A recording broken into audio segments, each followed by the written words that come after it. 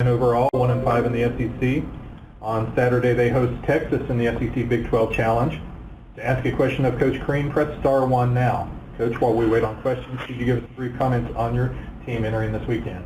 Well, we're coming off a tough loss last night. We did some really good things, just not enough of them.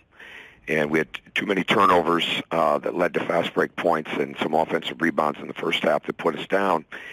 And at one point we were down 17 and continued to climb back into the game. But this margin for error in this league is very, very small, and I think more and more people are seeing that. It's especially small for us. And we've seen a great deal of it in this early gauntlet that we've played of some of the better teams so far in this league.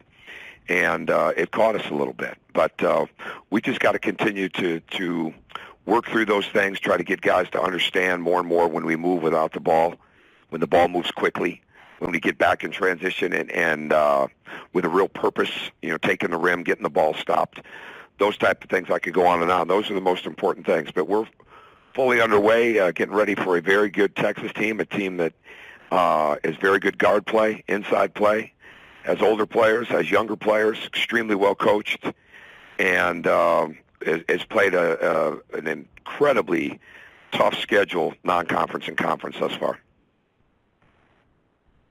Our first question is from Chip Towers of the AJC.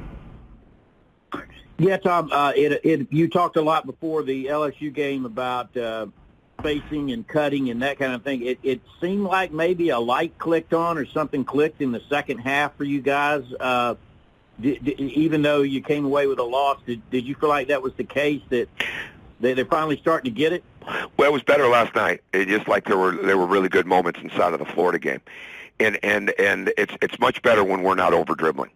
And sometimes the dribble becomes just a defense mechanism for not being able to make a play or not knowing what to do. And when you're cutting and you're moving and you're playing freer with the ball and guys are cutting out of the slots and lifting up out of the corners and you're getting movement like that, it just frees everybody up. And that's the kind of balance that we have to have. And if you're getting that kind of movement and the ball's going from side to side, good things happen. And that's exactly what was working for us, and we got some things going in transition last night as well. So we have to build on that, and we have to keep understanding how we're being played, what the teams are trying to take away from us, what they're daring us to do, and not fall bait to that, not fall into the trap of that, or take the bait and not fall into the trap of that, and just continue to take what the defense has given us, and that cutting and movement's got a lot to do with that.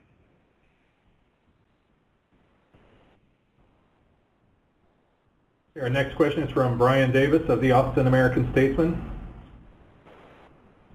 Hey, Tom, good morning. Good morning.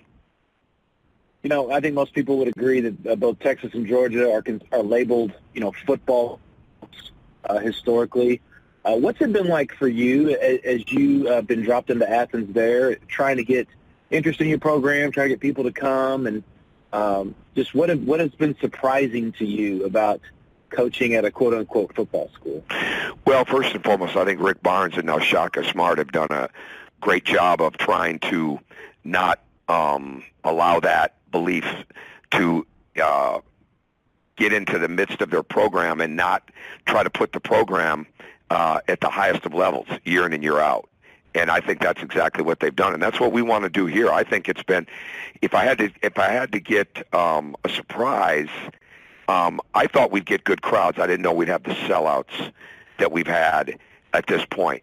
But when you really look at the way people feel about football, and you look at the way they support it, and you look at the way they support the other sports, it all comes down to the passion of the fan base. And I don't think there's any question they want to have a successful basketball program, and they enjoy basketball. And basketball is a big part of this state as well, at the youth level, at the high school level, the whole thing. Certainly you have the Hawks in Atlanta. It's a great sports state. So I think just the passion, the way we were able to do things attendance-wise in the non-conference, the way people have continued to embrace it now, and the next step is just helping us get through these situations in games and understanding the momentum of the game and how the crowd can help with that and the feel of the game and when we have a chance to put the hammer down or when we need a comeback.